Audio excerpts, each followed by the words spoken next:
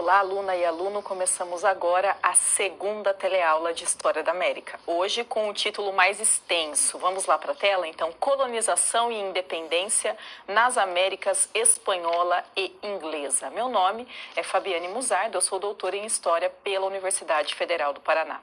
Veja só que hoje nós trataremos de duas porções do território americano. Então, a porção que foi colonizada pelos ingleses e a porção que foi colonizada pelos espanhóis. Já temos, então, um termo que nós precisamos pensar. Quando eu falo em América, eu estou falando em América inteira. América do Norte, América Central, América do Sul, América. Então, o uso do termo americano quando se faz para se referir aos Estados Unidos, é um uso muito carregado de simbologia. Por quê? Porque Estados Unidos é um país da América. Americano diz respeito a qualquer país que faz parte da América. Nós, brasileiros, somos americanos. O boliviano é americano, o argentino é americano, o mexicano é americano. Então, o uso desse termo para se referir única e exclusivamente a quem é dos Estados Unidos é muito carregado de intenções, num sentido de valorizar demasiadamente esse país nesse contexto. Vamos para a tela, por favor. Nós temos aqui a contextualização dessa aula. Então, discussão sobre colônias de povoamento e de exploração. Esse é um termo que com certeza você já se deparou em vários momentos. Então é de uso corrente, principalmente em textos que não são de história, utilizar essa expressão como se isso tivesse definido a nossa situação presente. Então, vou me fazer entender melhor. Por exemplo, frases no sentido de: o Brasil é hoje um país menos desenvolvido ou subdesenvolvido porque foi colonizado por Portugal. Se o Brasil tivesse sido colonizado pela Inglaterra, o Brasil hoje seria de outro jeito. Essa é uma visão bastante simplória da história. É isso que nós vamos, dentre tantas outras coisas, pensar na aula de hoje. Por quê? Porque nós vamos ver quando aconteceu o processo de colonização, como que isso aconteceu e como essa colonização se caracterizou. Vamos para a tela novamente, por favor. Diversidade de interesses de acordo com cada grupo social. O que significa isso? Bom, por exemplo, quando eu falo em independência, uma coisa é falar em independência política, que é, por exemplo, acabar com o status de colônia. Outra coisa é falar em independência no sentido de independência real. Então, o que será que era entendido como independência para a elite desses territórios colonizados pelos espanhóis? O que será que era entendido como independência para as pessoas escravizadas nesses territórios que eram dominados pelos espanhóis? Então, dependendo do grupo a quem eu estou me fazendo referir, a concepção é outra, a necessidade é outra. Nós precisamos pensar sobre isso. O que é liberdade? O que é liberdade para alguém que faz parte do grupo chamado crioulo?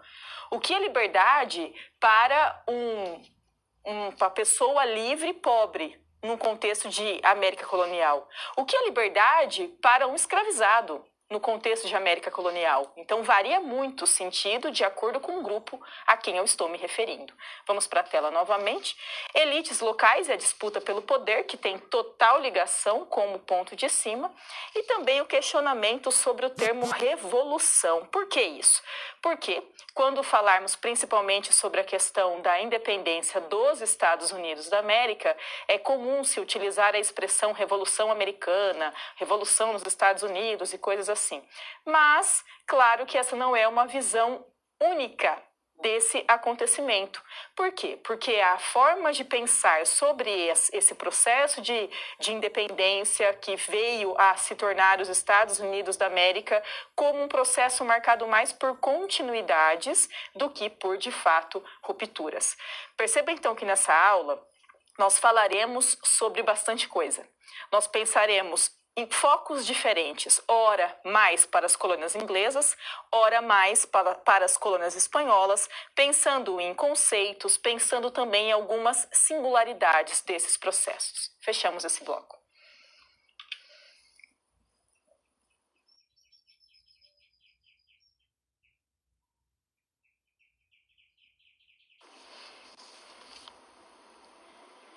13 colônias, colônia de exploração, colônia de povoamento, são expressões que a gente se depara em livro didático, se depara em reportagem de jornal, se depara em artigo científico.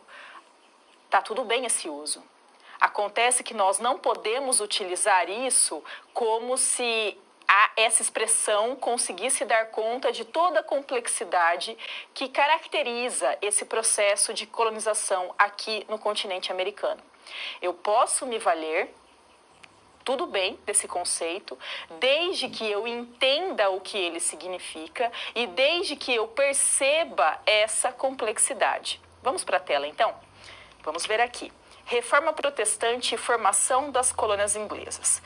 Nós temos que entender quem foram as pessoas que para cá vieram e começaram essa colonização das 13 colônias, né? Então, entre a Revolução Puritana, a restauração da família Stuart, que era católica, e a Revolução Gloriosa no século XVII, Revolução Gloriosa que acaba com esse período de intensa mobilização política e dá início à monarquia constitucional na Inglaterra.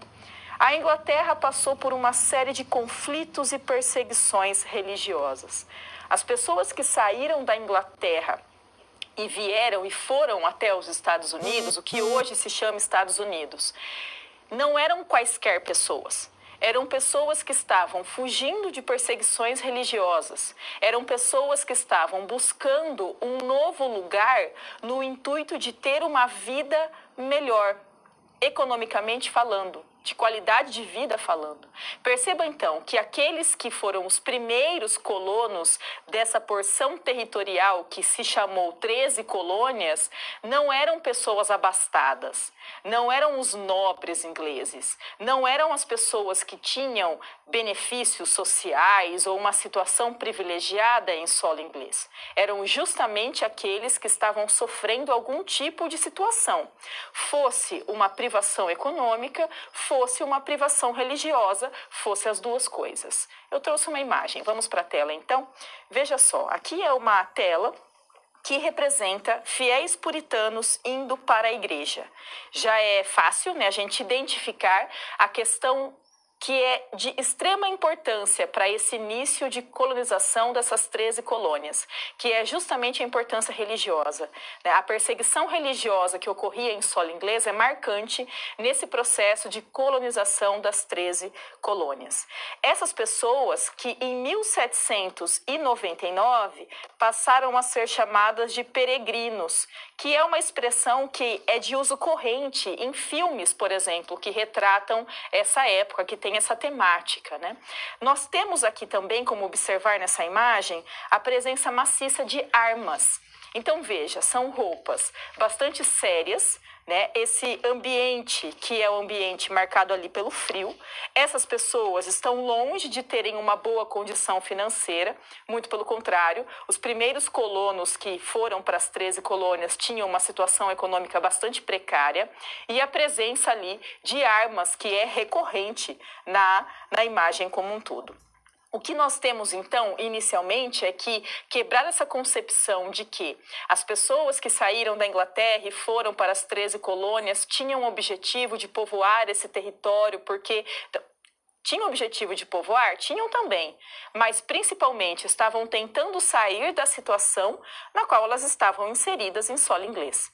Então, não eram pessoas que estavam bem na vida e que decidiram sair dali para conquistar sei lá o quê. Não, eram pessoas que estavam passando por situações, no mínimo, complicadas, no mínimo difíceis de serem lidadas. Vamos para a tela novamente. Aqui, então, nós temos a noção historiográfica de que na América do Norte teria acontecido o que é chamado de colonização de povoamento, e que nas Américas espanholas e também América Portuguesa, que é o nosso caso, né, o caso do Brasil, que foi colonizado por Portugal, teria havido essa colonização de exploração. Qual é a ideia que se defende ao dizer isso? A ideia de que os ingleses que saíram da Inglaterra e foram para as 13 colônias tinham o objetivo de povoar de criar raízes, de se fixar nesse território e passar ali o restante da sua vida. Em contrapartida, quando se fala que a colônia espanhola e a colônia portuguesa é uma colônia de exploração, cria-se a ideia de que as pessoas que saíram da Espanha ou de Portugal ou dos dois, vieram para a América com o objetivo única e exclusivamente de explorar esse território. Perceba, não é nenhuma coisa nem outra, num sentido puro, num sentido purista, num sentido de é só isso. Por quê? Porque é uma colônia. Nós não podemos perder de vista que é um território que é uma colônia. E por ser colônia, já tem embutido em si a ideia de exploração, a busca por riquezas. Pense, por exemplo, que esse contexto é o contexto do mercantilismo. Mercantilismo que se pauta em exploração colonial. Mercantilismo que se pauta em busca de ouro. Mercantilismo que se pauta em vender produtos que possam gerar uma renda. Ou seja, a partir do momento que eu estou falando em colônia, independente de onde fique na América essa colônia, é uma colônia. E, portanto, tem embutido o sentido de exploração. Por isso, é bastante simplista quando eu falo que no norte teve povoamento, no sul da América teve exploração. Não, teve as duas coisas, não é um sentido purista. Vamos para a tela, por favor. Uma das coisas que nós podemos pensar, inclusive, para começar a quebrar essa ideia de que só teve povoamento ou só teve exploração, é isso aqui. Perceba, nós temos o mapa, né? E aqui representado as 13 colônias da América do Norte. Nós já podemos perceber que esse início de colonização é o quê? É a ocupação do litoral atlântico, do que hoje se chama Estados Unidos. Depois que vai haver aquele processo de expansão para oeste, que a gente verá mais para frente. Aqui nesse gráfico, nós temos informações sobre a quantidade de população escravizada em cada uma dessas regiões das 13 colônias da América do Norte. E note, ainda que nas colônias do Sul a presença, a porcentagem de população escravizada seja maior, nas colônias do Norte também há porcentagem significativa de população escravizada, ainda que menor. Então, veja, não é simplesmente povoar. Se fosse para povoar, não, nessa ideia purista, não teria mão de obra escravizada. Teria ali simplesmente uma agricultura familiar, um trabalho livre, assim por diante. Perceba, a simples existência da mão de obra escravizada em todas as 13 colônias da América do Norte servem para a gente começar a entender que essa realidade é muito mais complexa do que o que dá conta o uso pura e simplesmente dessa expressão colônia de povoamento ou colônia de exploração. Fechamos esse bloco.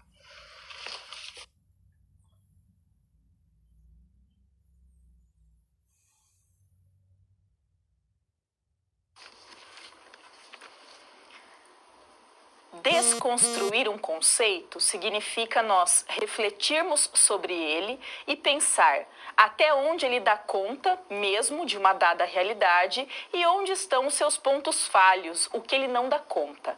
Para isso eu trouxe um fragmento do Karnal. Vamos lá para a tela então? Aqui começando esse fragmento, desconstruindo a ideia de colônia de povoamento e colônia de exploração. No século XVII, quando a América Espanhola já apresentava universidade, bispado, produção literária e artística de várias gerações, a costa inglesa da América do Norte era um amontoado de pequenas aldeias atacadas por índios e rondadas, seguindo aqui, pela fome. Veja que logo de início nós temos menção na parte espanhola a universidades, a produções literárias, a América inglesa, por sua vez, um amontoado de gente. Seguindo, então, nesse fragmento.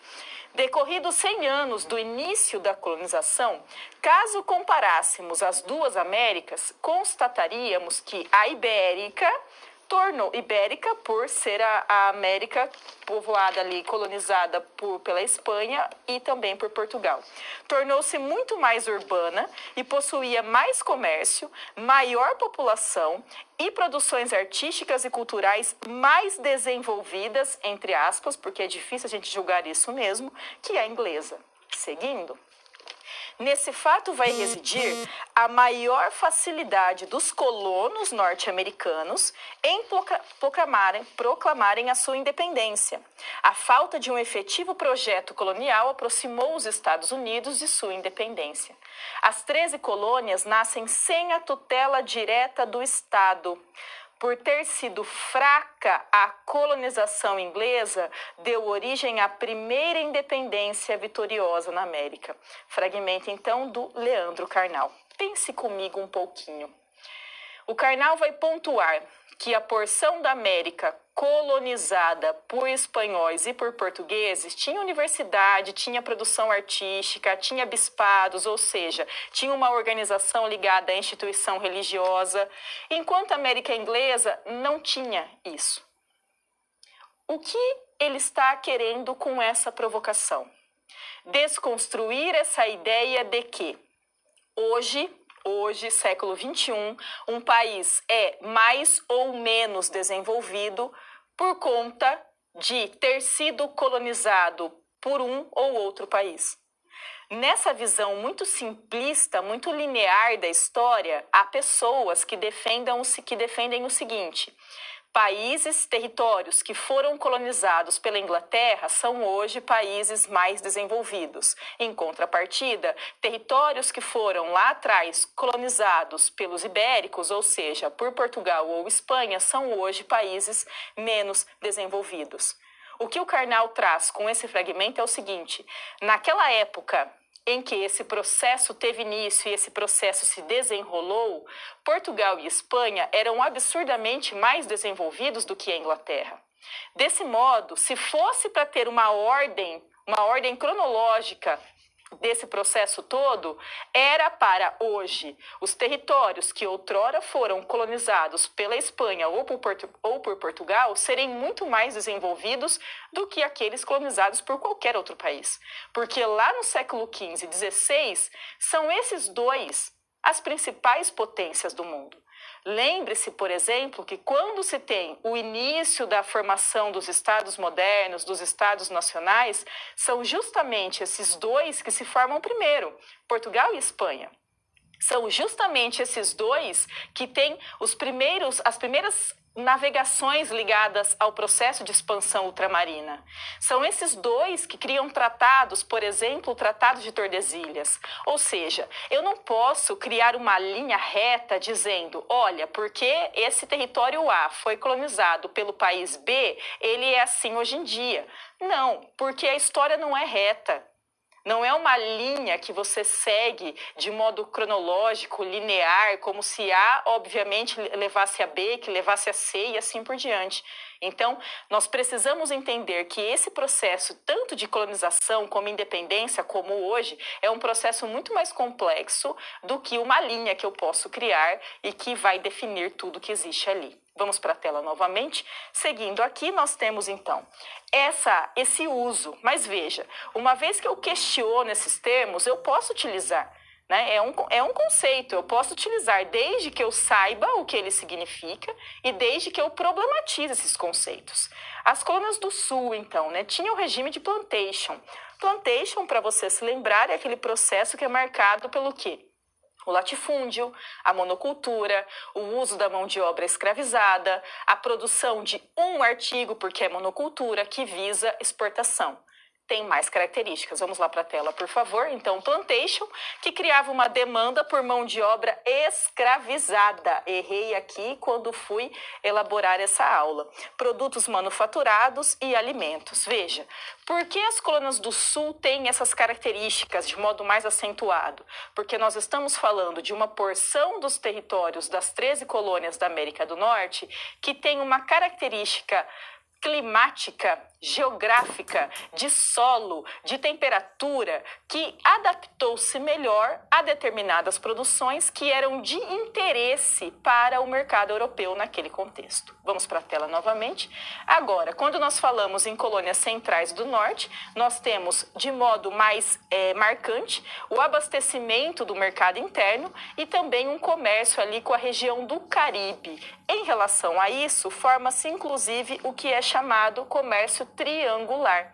Veja só, comércio triangular porque envolve a América do Norte, a América do Sul e aqui também o território africano. Nós temos a venda de açúcar, tabaco, algodão para a Europa, produtos que interessavam a esse mercado, principalmente o algodão nesse contexto. Nós temos ali da Europa a venda de produtos têxteis, de rum e de outros produtos para o continente africano e temos da África para a América, tanto a América do Sul quanto a América do Norte, ali a venda de escravizados. Porque eu disse que errei quando tem escrito a palavra escravos ali, no slide. Porque escravos dá a entender uma situação natural. Escravizado já deixa claro que a pessoa foi subjugada a isso. Ela não nasceu para isso, ela foi colocada nessa situação. Então, a nomenclatura correta hoje em dia que nós devemos utilizar é a pessoa escravizada, ou seja, a pessoa que foi colocada nesta situação, ok? Fechamos esse bloco.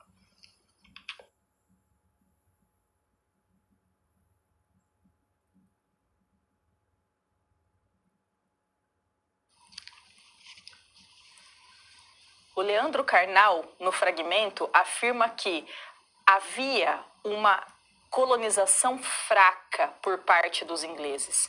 Isso significa o quê? Que os ingleses, o governo inglês, não tinha um controle, não tinha uma proximidade, uma fiscalização tão severa em relação ao que era produzido nas 13 colônias, aos impostos que eram pagos, aquilo que estava sendo feito, ao que não estava sendo feito. Havia essa fraqueza, como pontua o Carnal no fragmento. Acontece que isso se alterou com o tempo. Por quê? A partir do momento que o contexto europeu se alterou, principalmente devido a conflitos envolvendo diferentes povos, principalmente ingleses e franceses, nós vamos ter os ingleses tentando aumentar o seu controle em relação a essas 13 colônias. Para isso, os ingleses criaram novas taxas, novos impostos. Vamos para a tela, por favor. Então, nós temos aqui criação de leis. A lei do açúcar, que data da primeira metade do século XVIII. Os colonos deveriam pagar impostos sobre todo o açúcar e melaço que compravam. Além disso, com essa lei do açúcar, também se estabeleceu o pagamento de taxas sobre a importação de outros produtos, como vinho, seda, café.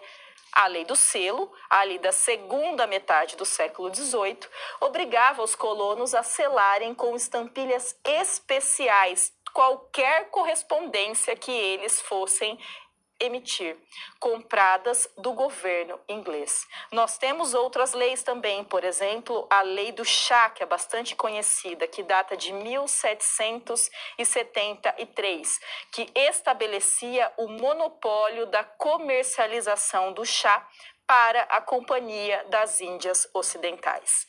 Pense comigo. Uma colonização fraca. Pouco depois, a criação de novas leis, de novas taxas, de impostos que não existiam e que cerceavam essa relativa autonomia que as 13 colônias como um todo tinham em relação à sua metrópole, ou seja, em relação à Inglaterra. É claro que isso não foi bem recebido por esses colonos, que tentaram fazer com que essas leis fossem refutadas. Vamos para a tela então, por favor. O que nós temos é a revolta, uma não aceitação por parte dessa população colona. Colona por quê? Porque as leis causaram prejuízos financeiros e desrespeitavam os acordos firmados na Carta Magna. essa carta maior, não considerando os colonos ingleses como cidadãos. Basta pensar, por exemplo, que os colonos não tinham representantes no parlamento, inclusive porque o parlamento é o parlamento inglês. Então perceba, isso que eu já disse, uma vez que eu estou falando de um território que é colônia, a ideia de exploração já está embutida, porque é uma colônia. Então, os colonos das 13 colônias não tinham representantes no parlamento inglês. É claro que não. Eles eram colonos, eles não eram ingleses. Ah, mas eles saíram da Inglaterra e povoaram esse território? Sim, mas uma vez que eles saíram da Inglaterra e povoaram esse território, eles se tornaram colonos. Eles não têm representante.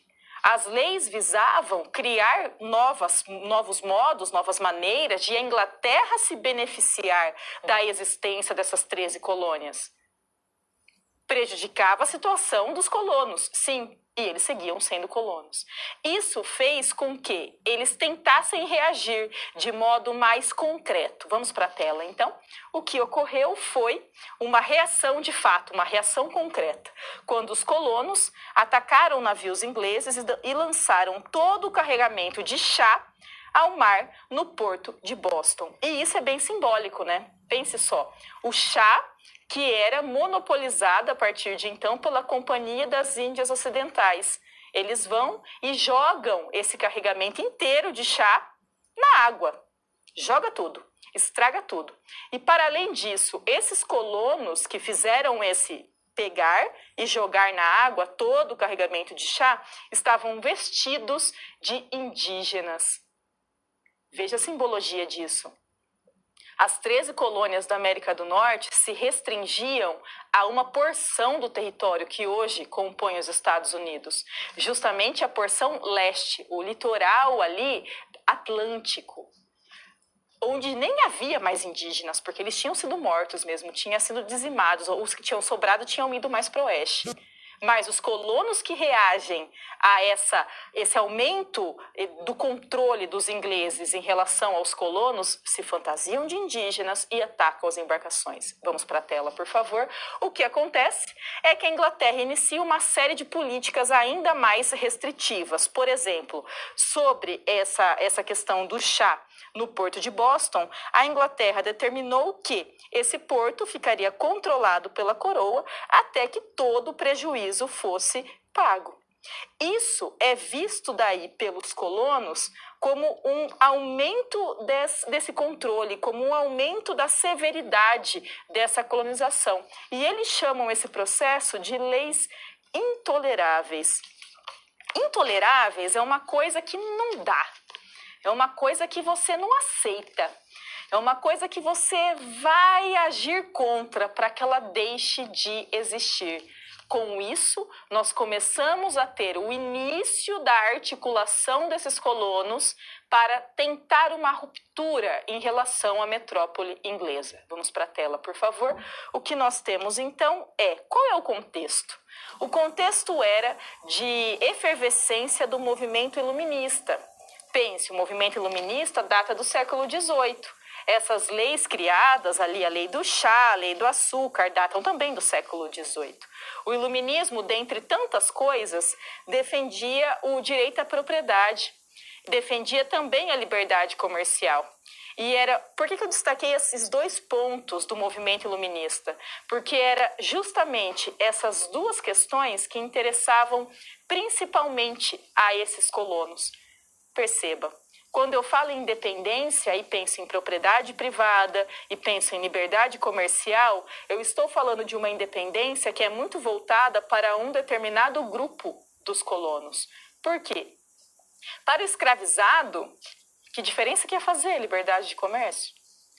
Para o colono pobre, que não tinha um comércio, que não tinha terra, que diferença que ia fazer a liberdade comercial? Então, note, é um processo de independência que se inicia, que é liderado, organizado, que segue os interesses de um grupo específico dos colonos, justamente aqueles que tinham terra, posse de terra, aqueles que que tinham um desejo de poder comercializar, de poder produzir, de poder se livrar desses impostos criados pela Inglaterra. Fechamos esse bloco.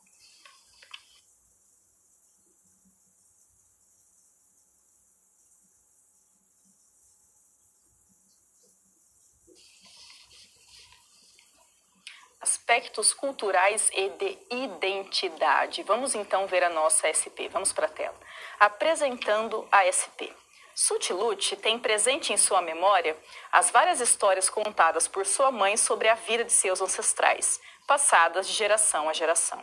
O que mais a chateia é saber que quando os ingleses chegaram às terras de seu pai, eles destruíram o que seus ancestrais tinham construído. A garota questiona: quais são as estratégias necessárias para recuperar, com muitas aspas, a dignidade de um povo? Como resgatar a história do passado a partir da memória das pessoas no presente? Pense só, quando eu falo que essas 13 colônias da América do Norte se localizavam na porção leste, no litoral atlântico dos Estados Unidos, do que é os Estados Unidos hoje, significa que a população indígena que ali vivia ou foi morta ou foi expulsa desse território. É por isso que mais para frente, quando começa a expansão territorial dos Estados Unidos, já um país independente, já uma nação independente, vai se ter todo um processo de conflito entre a população que se deslocava dessa porção leste sentido oeste e a população indígena. E o indígena, nesse contexto, é visto como o atraso, como aquele que trava o desenvolvimento dessa nova nação independente. O que a nossa SP propõe é pensar sobre isso que foi destruído, sobre essa dizimação, sobre essa expulsão do território, sobre esse silenciar desses grupos tão diversos que ocupavam este território. Vamos para a tela, então. Problematizando essa SP. Como que nós podemos valorizar essa história, valorizar esses povos? Primeiro, por meio do conhecimento sobre sua história, por meio do conhecimento sobre a sua cultura. E isso parte do pressuposto de se desconstruir ideias pré-concebidas. Por exemplo, quando eu falo aqui em filme de faroeste, com certeza vem algo na sua cabeça, que é o mocinho, que é o homem branco, que luta contra o bárbaro, o selvagem, que é o indígena e que salva a donzela e que representa o bem do filme e tudo mais. O que é isso? Isso é uma ideia pré-concebida de que as pessoas que antes estavam ocupando essa porção das 13 colônias, quando se tornam independentes, começam a expandir o território e levam o progresso, e levam a civilização, levam morte também, levam destruição também, levam dizimação também. Então, nós temos que quebrar essa ideia de que esses que outrora eram colonos, depois se transformaram nos cidadãos do país Estados Unidos, são 100% positivos, são 100% culturais, civilizados, evoluídos e assim por diante. Primeiro, porque isso não existe. E segundo, porque se eu crio essa tabela, essa organização, essa hierarquia, automaticamente o outro é ruim. Então, isso é uma ideia pré-concebida, que deprecia completamente toda a cultura indígena que existia até então e a cultura indígena que existe até hoje nesse território. Vamos para a tela, por favor. A partir do momento em que você conhece a história, conhece a cultura de povos, você desconstrói essas ideias pré-concebidas, há a possibilidade de criação de laços. O que é isso? De se entender enquanto um país, um território que não é composto exclusivamente por uma determinada etnia, por uma determinada cultura, e sim um país que é composto por culturas, plural, culturas diferentes, povos diferentes. Vamos para a tela, por favor. Resolvendo, então, essa SP. Propõe-se para o ensino de história Conteúdos e situações de aprendizagem que possibilitem aos alunos refletir criticamente sobre as convivências e as obras humanas, ultrapassando explicações organizadas a partir unicamente de informações obtidas no presente e a partir unicamente de dados parciais, ou seja, eu não posso criar essa ideia de que a história existe uma única história, uma única perspectiva. Propõe-se assim que os alunos conheçam e debatam as contradições, os conflitos, as mudanças, as permanências, as diferenças, as semelhanças, seguindo, existentes no interior das coletividades e entre elas, considerando que estão organizadas a partir de uma multiplicidade de sujeitos, grupos e classes, de uma multiplicidade de acontecimentos e de uma multiplicidade de legados históricos. Veja só, a história, para além de uma narrativa que vá simplesmente reproduzir essa história criada daquele que colonizou. Uma história que tenha uma narrativa que inclua diferentes sujeitos, que perceba a importância desses sujeitos e que dê voz a esses sujeitos também. Fechamos esse bloco.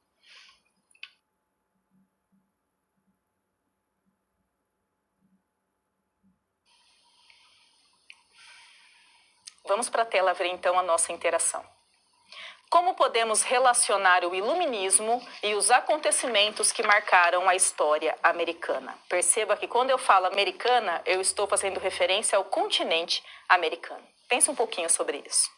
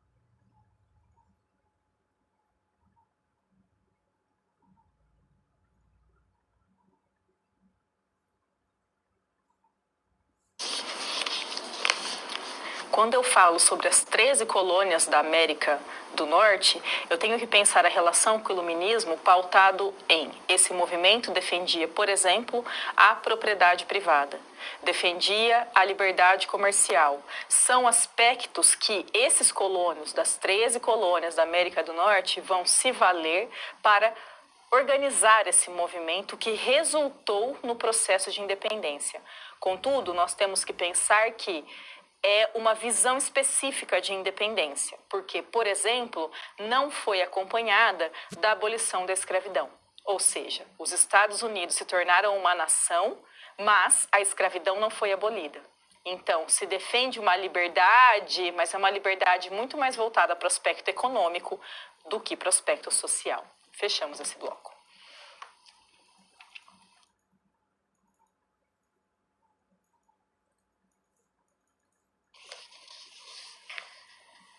Perceba que aí nós temos já um questionamento, uma interrogação. É revolução ou é manutenção da ordem social? Por quê? Na história, nós utilizamos a palavra revolução para fazer referência a acontecimentos que alteram de modo significativo as estruturas. Então, por exemplo, é a Revolução Francesa. Não dá para chamar aquele acontecimento de 1789 na França de qualquer outra coisa que não revolução. É a Revolução Russa. Não dá para chamar aquilo que aconteceu na Rússia de qualquer outra coisa que não seja revolução. Agora, quando eu falo em Revolução Americana, eu abro espaço para questionamento. Por quê? Vamos lá para a tela, por favor. Seguindo aqui, nós temos revolução ou manutenção da ordem social? Vamos ver primeiro essa perspectiva. O significado da independência dos Estados Unidos é um tema polêmico entre historiadores. O que significa isso? Bom, de imediato significa dizer que não há um consenso se o que ocorreu foi uma revolução ou foi uma manutenção da ordem social num país independente. Sobretudo, os norte-americanos defendem que o movimento teve caráter revolucionário e inaugurou uma onda de revoluções que derrubou o antigo regime. Veja só, onda de revoluções que derrubou o antigo regime. É comum nós nos depararmos com afirmações no sentido de que primeiro tem-se a Revolução Francesa, que já tem por trás esse contexto de iluminismo, e isso desencadeia uma série de mudanças. E o primeiro que se tem aqui independência na América é justamente os Estados Unidos, seguido de outros territórios. Então, teria desencadeado essa série de alterações, portanto, seria uma revolução. Contudo, não é somente isso. Vamos lá para a tela, por favor. Outros acreditam que foi de natureza conservadora, já que visou romper com a metrópole para manter uma ordem social que a coroa começava a ameaçar. Como assim a coroa ameaçava mudar essa ordem social? Pense, por exemplo, que a Inglaterra estava tentando aumentar a rigidez, aumentar a fiscalização, aumentar o controle em relação às 13 colônias, e que isso desencadeou o início do processo. Na história, a gente não pode se valer do mas e se? Porque senão a gente pensaria até o infinito e não chegaria em lugar nenhum, não faz sentido. Mas não dá para saber o que aconteceria se essas leis não tivessem sido criadas, se essa tentativa da Inglaterra de aumentar esse controle não tivesse acontecido. Então perceba, dá para se entender e dá para se justificar isso que aconteceu nas 13 colônias como um processo conservador, uma vez que essas pessoas, esses colonos que lideraram o movimento, abriram resistência à Inglaterra devido a essa tentativa de aumento de controle, mas eles não queriam alteração no modo como as coisas estavam organizadas socialmente nos Estados Unidos. Vamos seguir essa citação. Vamos para a tela, então. Seguindo aqui. Essa ordem favorecia as camadas mais ricas das 13 colônias, proprietárias de terra e, em muitos casos, de escravos. Por isso, embora inspirados em ideias de liberdade, os fundadores do Estado norte-americano se recusaram a abolir a escravidão negra. Assim, se a jovem república foi idealizada como o governo do povo, nem todos foram considerados parte desse povo. Perceba, é baseado na ideia de liberdade, mas qual concepção de liberdade? É muito mais voltada para uma liberdade comercial, ou seja, para se livrar dessas amarras que prendiam as 13 colônias à Inglaterra. O que comprova isso? O fato, por exemplo, de não ter acompanhado, o processo de independência não ter sido acompanhado pela abolição da escravidão nos Estados Unidos. Então não é liberdade, então é uma liberdade comercial, ponto. E não uma liberdade plena, uma liberdade no seu sentido nato, uma liberdade de fato. Vamos para a tela, por favor. O que nós temos aqui, veja só. Qual seria, então, o significado da independência do norte da América para o mundo? De que modo isso foi pensado, né? Então, Cosentino, Mesquita e Filho pontuam 2 aspectos principais. O primeiro deles, Constituição política, porque nós temos os poderes do Estado estabelecido, né? Estado com E maiúsculo, enquanto governo instituído, a separação entre os poderes da Igreja e os poderes do Estado. Então, há alterações? Há. Por exemplo, quando você cria um governo próprio, ou seja, há um governo lá, naquele território. O que significa isso? Que esse território não mais segue as ordens da Inglaterra. Então, há o estabelecimento de um governo próprio. Além disso, há a separação entre poder da Igreja e poder político. Então, tem alteração. Contudo, vamos lá para a tela, por favor. Nós temos o estabelecimento de um regime republicano, que em essência é um regime liberal, representativo e de soberania popular. Contudo, nós temos que pensar, né? Que popular? O que é esse povo, né? Quem que está embutido nisso aí? Por exemplo, quando nós afirmamos o seguinte: a independência se deu em 1776, a abolição da escravidão em 1865. É muito tempo depois. Para algo que é tão essencial na constituição de uma sociedade, no modo de se pensar sobre um Estado com E maiúsculo, com um governo instituído, enquanto uma nação independente e principalmente enquanto uma nação que entende o seu processo de independência enquanto o início de uma onda revolucionária que teria se estendido para a América como um todo. Perceba, não dá para eu dizer que não teve mudanças, mas também não dá para eu dizer que não teve continuidades nesse processo. É daí essa frase que é de uso tão comum na história. A história é marcada por rupturas e por permanências. Nesse caso, nós temos rupturas? Temos. Por exemplo, o estabelecimento desse governo próprio. Por exemplo, o estabelecimento dessa divisão entre poder político e igreja. Há continuidades? Há, muitas. Por exemplo, a organização social. Por exemplo, a manutenção da escravidão. É revolução? Não é revolução? É revolução um pouco não é? As leituras que se tem na história. Nós temos autores que lidam com a ideia de revolução, outros que lidam com a ideia de manutenção da ordem social. Fechamos o bloco.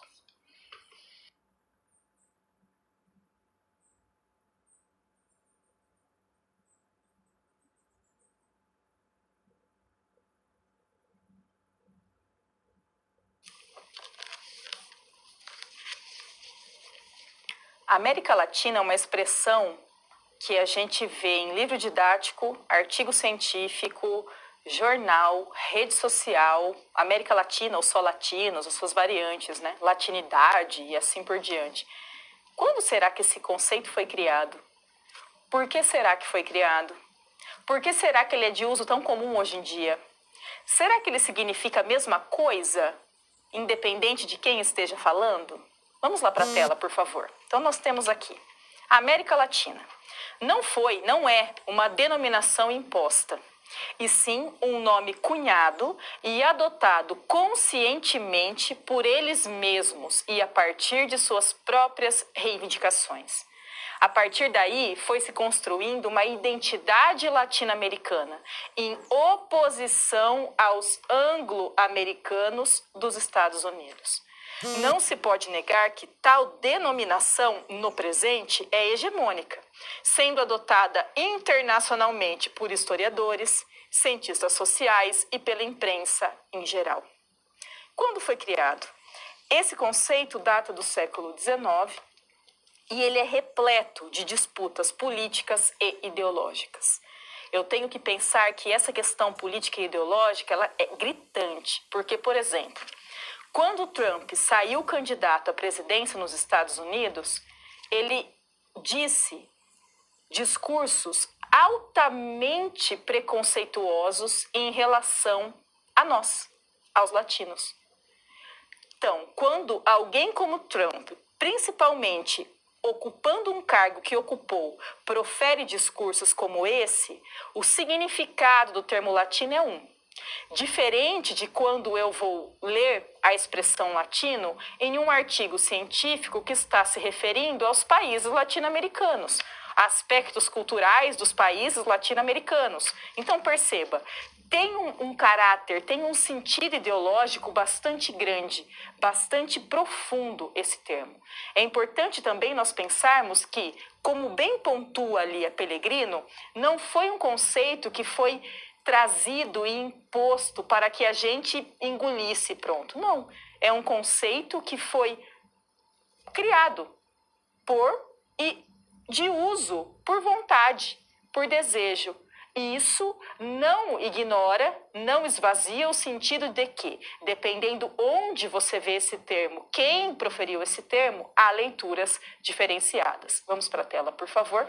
Seguindo aqui, então, nós temos colonização espanhola. Por que isso? Bom, América Latina é um termo que nós utilizamos para nos referir à porção territorial da América que se localiza do México para baixo, ok? Então, toda a América do Sul, ali a América Central, chegando a partes da América do Norte, porque engloba ali o México. Países esses que têm o espanhol como idioma predominante, mas que também tem o português, por exemplo, porque nós temos aqui o português como idioma oficial, temos também pequenas porções com o francês enquanto idioma. Aqui, quando nós tratamos em específico da colonização criada pela Espanha, houve, naquele contexto, a organização em 4 vice-reinados. Então, é como se existissem várias colônias dentro de uma colônia. Por quê? Porque cada um desses vice-reinados tinha uma organização, tinha uma elite local. Veja, todos eram colônias. Todos da mesma coroa, da coroa espanhola, mas cada um dos vice-reinados tinham pessoas que ocupavam cargos específicos e que, portanto, tinham posições sociais mais privilegiadas, tinham uma condição econômica mais privilegiada. Não é à toa que, quando se tem início ao processo de independência desses territórios, há toda uma fragmentação que acaba com o surgimento, com a criação de vários países que nós temos, que são nossos países vizinhos. Vamos para a tela, por favor. Seguindo, então, a população dessa América espanhola no início do século XIX, nesses vice-reinados, nesses 4 vice-reinados, de que modo se compunha essa população? A população total, 18 milhões de pessoas. A maioria da população formada por indígenas, que somavam ali 8 milhões de pessoas, seguido de mestiços, que são os filhos de indígenas e espanhóis, que somavam 5 milhões. Agora nós chegamos nos crioulos. O crioulo, que era o filho de espanhol nascido na América, que somavam ali 3,6 milhões de pessoas. Esses crioulos eram uma elite local, mas que ocupava cargos políticos, que ocupava cargos públicos, mas que ocupava cargos políticos menores. Os maiores cargos políticos estavam todos nas mãos dos chapetones. Por quê? Porque o crioulo, ele era filho do espanhol, mas ele tinha nascido aqui, na América. O Chapetone não. O Chapetone era o espanhol que veio para a América. Se perceba, então, que há toda uma depreciação das pessoas que não são espanholas. Então, novamente, a partir do momento que eu estou falando em colônia, eu já tenho a ideia de exploração subentendida, imbricada. Vamos lá para a tela novamente. Seguindo aqui, nós temos os negros que eram os que tinham vindo para cá, que tinham sido escravizados, somando 1 milhão de pessoas. E os chapetones, que eram justamente os espanhóis que tinham vindo para a América e ocupavam as melhores posições sociais, os melhores cargos políticos, tinham a melhor condição econômica, que somavam ali 400 mil pessoas, portanto, eram a minoria da população. Minoria que tinha a melhor condição de vida. Minoria que tinha os maiores cargos políticos. Minoria que era privilegiada. Tá, a maioria da população era indígena. O segundo maior grupo era o mestiço. Significa que a concepção dessas pessoas era a mesma quando se pensa em independência em relação aos crioulos, em relação aos chapetones? Claro que não. Vamos para a tela então, por favor. Aqui, liberdade, uma interrogação bem grandona, né? O que seria essa liberdade quando nós pensamos nessa população, em indígena, em mestiço, em negros escravizados?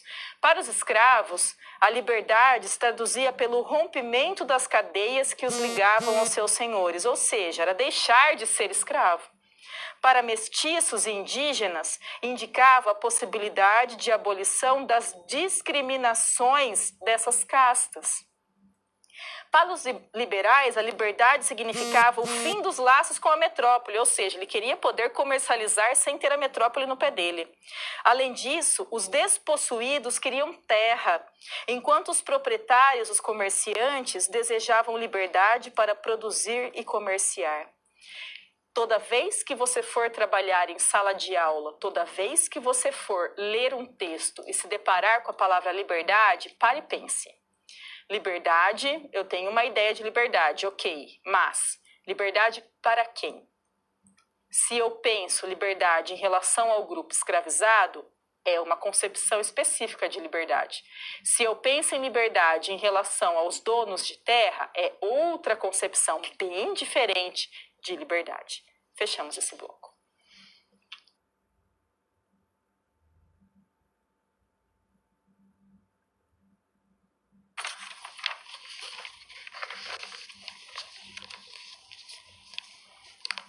As guerras napoleônicas têm uma consequência, geram uma consequência indireta aqui na América. Por quê? Quando Napoleão começa a invadir territórios, começa a retirar reis do seu trono e a colocar outras pessoas para governar, há uma alteração no cenário europeu. Por exemplo, quando Napoleão invade ali a Espanha e muda a configuração da coroa espanhola, fica a questão: as colônias espanholas aqui na América são subjugadas a quem agora? Então perceba, as ações de Napoleão não interferem diretamente nos processos de independência aqui na América, mas interferem indiretamente. Contudo, não dá para a gente simplesmente dizer que foi por conta da atuação de Napoleão em solo europeu que as independências aqui na América aconteceram. Não, é um processo bem mais complexo do que isso. Estava ocorrendo aqui na América movimentos que tendiam a essa ruptura. E isso, junto com o que acontecia na Europa e a atuação de Napoleão, culminaram com essas independências. Vamos para a tela, então? Começando, nós temos Iluminismo, divulgado por um grupo considerável de letrados provenientes das diversas partes da América. O que era defendido? Defendia-se a independência e defendia-se as ideias liberais. Perceba que, do mesmo jeito que nas 13 colônias da América do Norte eu tenho um grupo que tem um interesse bem específico em romper esse laço que os mantinha grudados com a Inglaterra, aqui nas Américas Espanholas eu também tenho grupos que têm esse interesse. é especificamente o grupo dos crioulos. Os crioulos que eram os filhos de espanhóis nascidos na América, que tinham uma condição social boa, mas que não eram iguais aos chapetones. Era essa elite local que desejava ter mais liberdade de comércio, autonomia política e ocupar esses maiores cargos que até então estavam todos restritos aos chapetones. Vamos para a tela, por favor. Nós temos então esses dois símbolos do processo de independência aqui na América como um todo. O primeiro, o San Martín, que nasceu na Argentina no ano de 1778, e o segundo, que é o Simão Bolívar, que nasceu na Venezuela no ano de 1783. Eles que são dois dos principais símbolos dessa luta para se ter nações independentes aqui na América. Acontece que a concepção deles de nações independentes era diferente. Por exemplo, o Bolívar tinha enquanto desejo, enquanto o modo como ele pensava a América, ele desejava a formação de uma grande nação americana.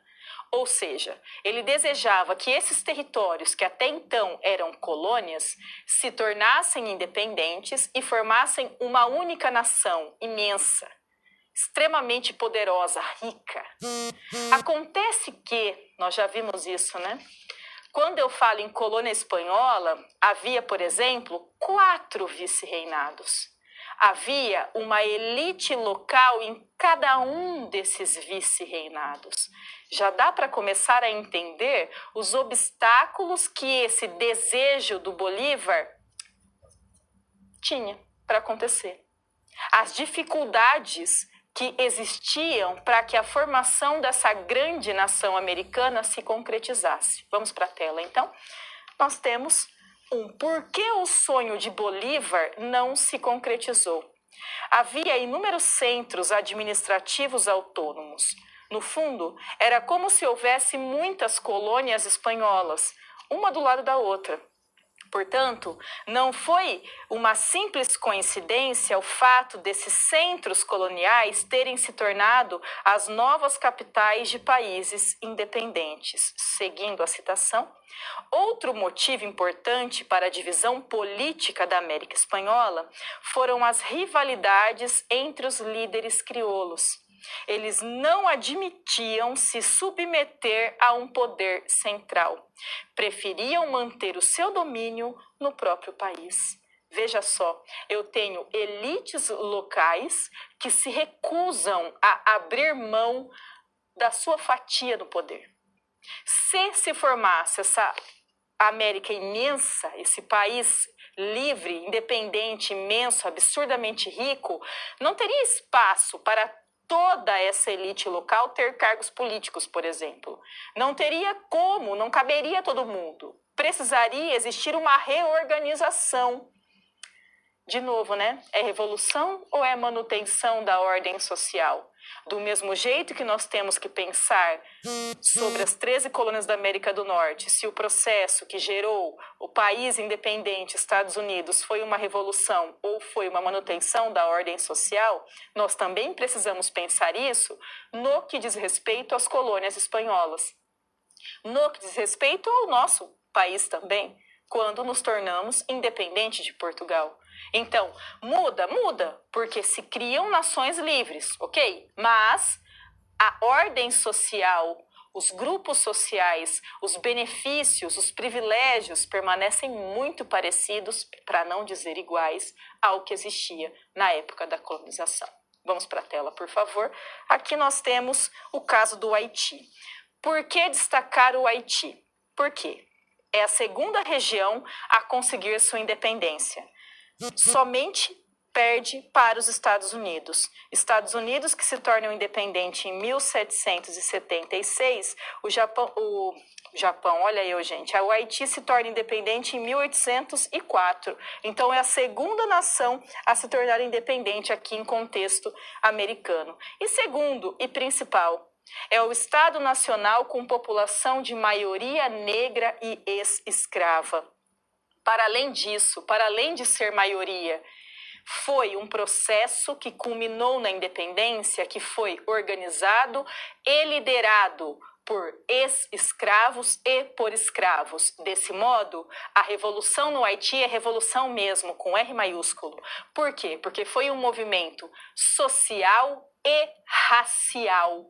Não é à toa que o Haiti sofreu uma quantidade imensa de represálias após a sua independência e bastante tempo depois também.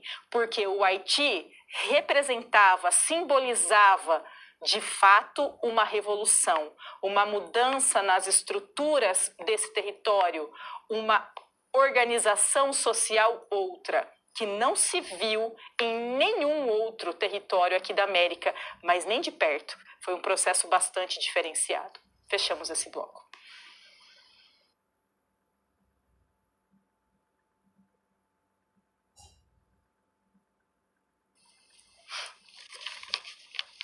Vamos para a tela ver a nossa SP. Vamos lá.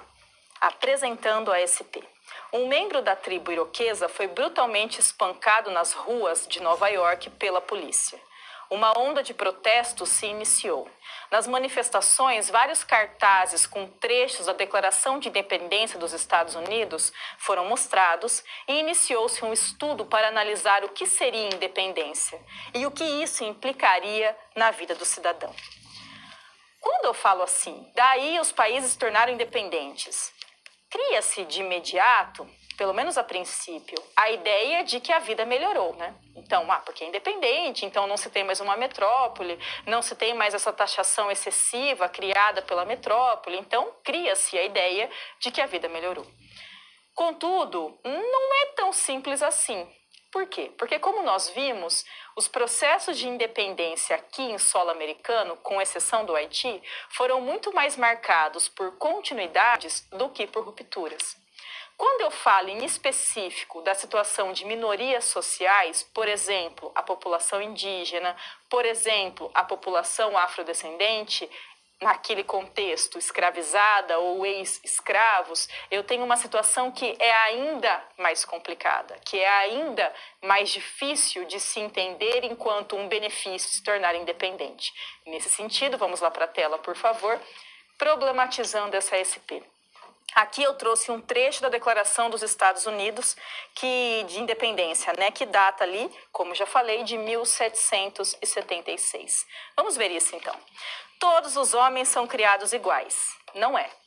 Não é porque, inclusive, se tornou um país independente, mas a abolição demorou mais quase 100 anos para acontecer.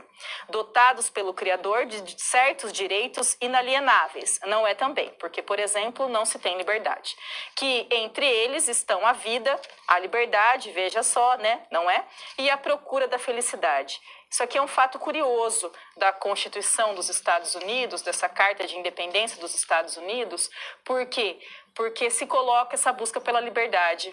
Não se tem essa menção direta à busca pela felicidade em outras constituições, em outras cartas no mundo. Então, essa é uma característica singular mesmo do documento dos Estados Unidos. Vamos para a tela novamente. Quem, a fim de segurar esses direitos, governos são instituídos entre os homens, que sempre que qualquer forma de governo se torne destrutiva de tais fins, cabe ao povo o direito de alterá-la ou aboli-la e instituir novo governo. Se a gente pensar sobre os teóricos do iluminismo, vários deles defendiam essa concepção de que o povo é que coloca esse governo. E é dever, muito mais do que direito, é dever do povo tirar esse governo caso ele não cumpra aquilo pelo qual ele foi colocado ali. Caso ele não cumpra a sua função, caso ele não exerça as ações que ele deveria exercer. Contudo, nós temos no documento menções de que todo mundo é criado igual. Não é, porque a abolição não aconteceu. De que todos têm direito a certas coisas que são inquestionáveis, por exemplo, a vida, a liberdade, a busca pela felicidade. De que modo se busca a felicidade sendo escravo? É difícil, é impossível, né? Buscar a felicidade. Felicidade no seu sentido pleno, no seu sentido básico, começa com liberdade. Sem isso, se torna impossível. Vamos lá para a tela, então. Resolvendo essa SP. Criar atitudes questionadoras diante dos acontecimentos e das ações dos sujeitos históricos. Por exemplo, quando nós falamos em manifestações, em atuações belicosas por parte de pessoas que ocupam cargos públicos, né? Lembre-se ali da situação do George Floyd, quando ele foi assassinado no ano de 2020, especificamente no dia 25 de maio de 2020, e a onda de manifestações geradas por esse fato. Nós estamos falando de século 21, o ano de 2020, e uma pessoa ser morta por pessoas que deveriam protegê-la, por pessoas que têm um cargo de segurança, de proteger, de guardar os cidadãos. Isso é totalmente contrário ao que diz a Carta, de que todos são criados iguais, de que todos têm direito à vida, de que todos têm direito à liberdade e de que esses todos devem agir para retirar um governo caso ele não cumpra a sua função. Fechamos esse bloco.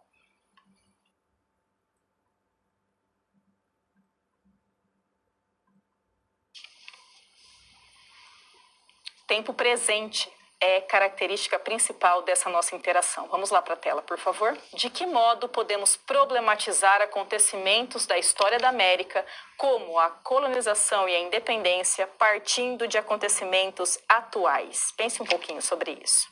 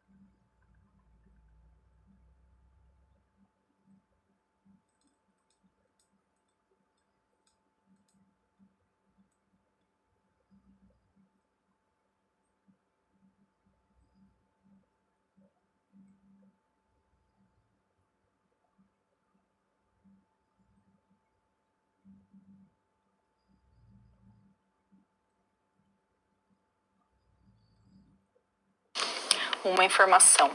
A Assembleia Constituinte no Chile, que vai trabalhar para a constituição nova desse país, tem cadeiras ocupadas por representantes indígenas. Então, se os indígenas, e eles foram de fato invisibilizados no contexto de independência, agora essa história tem a chance de ser reescrita, de ser revista, de se pensar de fato de modo que inclua os diversos sujeitos históricos, as diversas pessoas que compõem a nação. Esse é um dos modos de se pensar sobre essa independência e o modo como isso alterou ou não a organização social a partir do presente. Fechamos o bloco. Para finalizar, vamos então retomar alguns conceitos. Vamos para a tela, por favor. Nós começamos pensando sobre o conceito de colônia de povoamento e colônia de exploração. Então, pensando que é uma ferramenta, é um conceito, você pode utilizar esse conceito, mas tendo em mente que eu não posso simplesmente acreditar que há de povoamento, as pessoas vinham felizes para criar raízes, viver aqui o resto da vida, e na exploração haveria pura e simplesmente exploração, sem nenhum vínculo com o território. Não, porque isso seria muito simplista, né? Então nós temos que pensar que, uma vez que se tratam de colônias, automaticamente eu tenho a ideia, o objetivo de exploração presente. Vamos para a tela? Nós, seguindo, temos entender o processo de independência.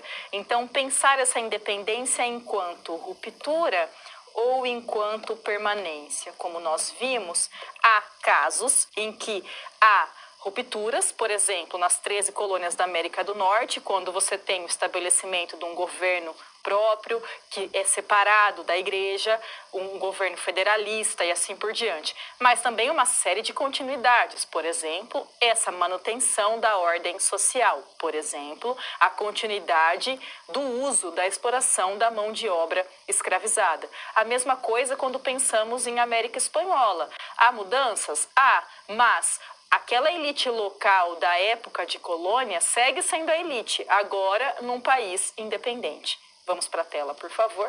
Notar as diferenças presentes na independência do Haiti.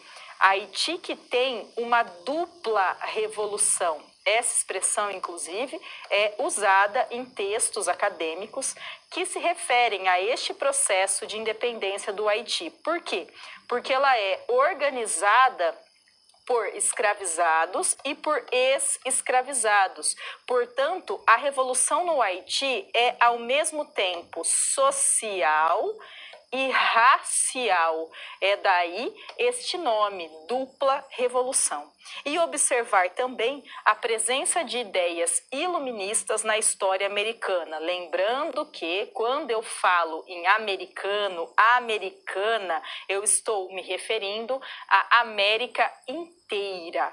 É simbólico o uso da palavra América para se referir somente aos Estados Unidos. Eles que criaram essa ideia. Então, nós veremos isso mais para frente, mas quando se tem ali América para os americanos, então o sentido interno que isso tem, o subentendido que isso cria, né? Quem é esse americano? Então, nós temos que pensar, americano é brasileiro, é boliviano, é argentino, é chileno, é mexicano, é todo mundo que está aqui nesse contexto de América. Não é? Europeu é todo mundo que está no contexto de Europa. Africano é todo mundo que está no contexto de África. Americano não poderia ser diferente, né? Mas aqui há esse uso que é proposital de pessoas dos Estados Unidos, mas culturalmente isso se dissipou para pessoas de modo geral. Então você vai ver um programa de televisão e se fala os americanos e está se referindo aos Estados Unidos, né? Então é cultural esse uso. Nós, enquanto professores, precisamos entender esse uso, problematizar esse uso e, principalmente, entender os motivos desse uso, né? O que ele simboliza, por que ele foi criado, por que ele foi disseminado, por que ele foi aceito de modo tão acentuado também. Eu espero que você tenha gostado desse nosso momento de discussão. Perceba que a gente falou de muitas coisas aqui, daí também a importância de você dar sequência às leituras para se aprofundar nesses temas que são tratados nas nossas teleaulas. E espero a sua presença na próxima semana. Tchau, tchau.